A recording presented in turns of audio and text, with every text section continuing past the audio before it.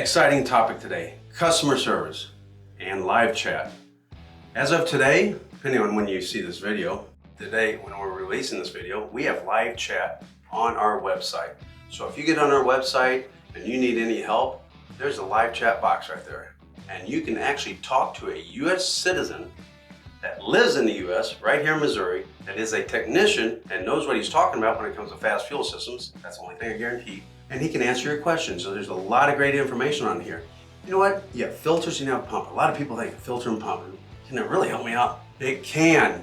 It's what the filters and pump and the porting and the plumbing accomplish. It's insane what we have in this box. I've gotten very lucky.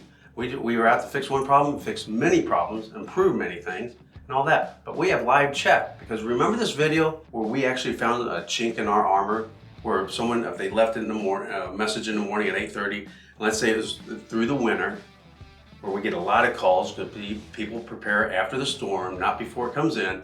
Oh, I need those heaters now. Why? Because I gelled up. Well, if you had the heater on there, just like if you had a new windshield wipers on, you wouldn't be worried about driving in rain. So please get your heaters beforehand. On those winter days where it's extremely cold, someone might leave a message in the past at 8:30.